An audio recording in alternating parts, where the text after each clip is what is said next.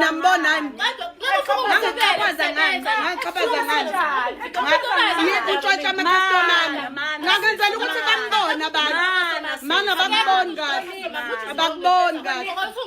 abakuboni uwatshontshelana ama-customer ami uyibizelani ngomamkhulu umubi kanje uwatshontshelana ama-customer ami uwatshontshelana ama-customer ami yalani utshontsha namhlanje hayi uyantshontsha. Sanibonani guys, igama lami mina nguNombuso uZithu. Njengoba nguNombuso nje guys, ngiyatrenda namhlanje. Yazi ngihlekiswa yini? Ngihlekiswa ukuthi izinto ayisho sis ziphambene nami.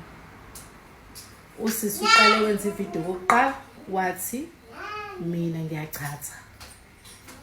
Guys, mina nginixoxele ukudayisa ngama products ngiqale ngo2013 dayisa ama products from uWestwork ngisa agent dayisa ama products kwaze kwaba ukuthi ngiya developer ngo2018 sengiba ne branch yami ne office lami sengiyakhula ngokomsebenzi ngayongena e-commercial ngo2018 ngicela ukhanyisele guys ngayongena e-commercial ngo2018 ngisebenza khona nginama client mina azaphi azothenga le product sami every time mina mekhona icompany ekhona etrendayo like nje ama company ngidayisa wonke ama products akhona ama herbal mekhona icompany ekhona efikayo ngiyangena kuyona ngijoyine ngidayisa njengawo wonke umuntu ngidayise ngifake products nje trendayo ngaleso sikhathi ngiyathenga ngidayise ngijoyine kuyona. Okungimangazayo ke kube sekufika usisi ngobusisi lo uthi ngithatha ama client akhe wathi mina ngithatha ama client akhe usisi angazi methi ngithatha ama client akhe ngiwathatha ngangqondoni nokuthi ngizenza yena mina yonke leminyaka ngidayisa from 2013 yena ufike ngo2004 yila manje ngiqala ukuyibiza ngaye mina angisayena uNombuso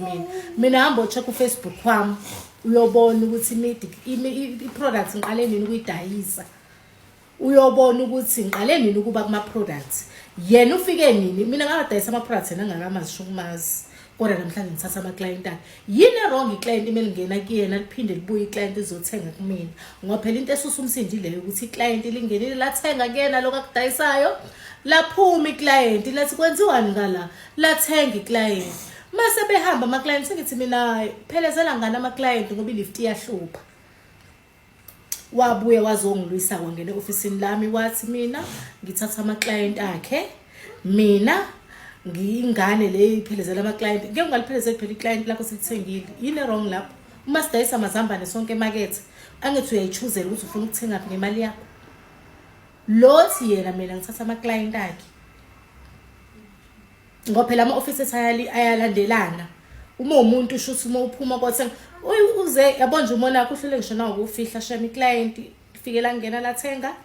uyena laphuma lazothenga kumina sema selithenga kumina lathi client latshela elinye liphuma khona lathi ungawudluli njalo lo mnyango siyasizakala lana ilabuye usiswazongena uthi awusisengenile lapho wakhishwa uyena wathi nje ungathengi la sisi bazokuthakatha kwathiwa ngizoyibhoshela ngizoyichamela ngizozenzela yonke into ngathi hayi sisi mina ngeke ungenzele lutho bandla shame sorry angeke nje mina uzungenzele lutho kodwa nje indaba sibangani sibanga iflow angifica kuyona ngisebenza anginankinga mina nginankinga nokuthi udayisa ama products engadayisa wonke umuntu unelungelo lokuthi adayise yonke into afuna ukuyidayisa into eyinkinga usisi awuhlula uku-accept challenge ukuthi sonke siyadayisa i-medication i-client ithenga la kuthanda khona why yena ethi mina ngiyibiza ngaye mina nqo mina obviously njengokuthi inhlobo mina ngiyayithanda ngifaka iqox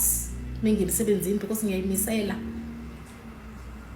waye kuphi yena ngithenga imoto mina ngiyibiza ngaye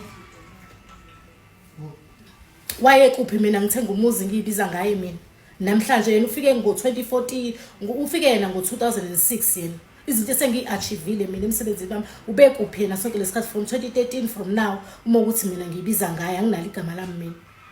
mina ukuthi angikuthanda ukukhuluma nasekuqaleni wayenza lento le ngamshaya ngestrategy ngahamba ngaya ku management ngafika imanagement ngayitshela ngathi lo sisi uwenze kanje ngicela ningikhiphele isinqumo abiza ama bodyguard ukuthi awazofuna imali client methenge ngale after ama bodyguard awazofuna imali utoxic nje izinto azenzayo but ukuthi ngoba abantu angeke baze bambone abamazi izinto azenzayo uhlezi ebullisha phila impilo yokubullisha yena fanele akubullisha fanele kugcine yena fanele kuzwakale yena njengamanje nje benza lento ayenzayo ushawa isikhathi sasilamula imanagement yathi management unenkinga ke naye kulungile asikubhekeleni iflow uphumeke ku flow yakhe umyeki wathi uzophuma ngoJanuary 2026 into emcikayo ke njengamanje ukuthi vele fanele isikhathi sambili ushayele u2026 inyanga yodesela ingakho ke uzama ngayo yonke indlela uyangithreatenisha angitshela ukuthi ngizoyiboshela ngizoyichamela why you say ukuthi ungatshela umuntu uzoyiboshela uzoyichamelelele ngamtshela ngeke ngize ngiyibhoshele mina mhlawumbe ujwayele ubabhoshisa mina ngeke ngibhoshisa sisi ngeke nje mina uzongibhoshisa ngeke ngisatshisa wena mina umsebenzi kade ngawuqala ngaqala from ngi-agent from 2013 ngidayisa products angikaze ngisebenze mina umsebenzi ngidayisa products ikhampani efikayo ngiyangena kuyona ngijoyini wathi kwakhuluma ku social media wathi ngiyachatha angichathi mina ngikaze ngichatha nginomshini wokuskena nomshini wokudetoxa weinyawo nelokhuzana nelento nemangiza nemassage therapy into engenzayo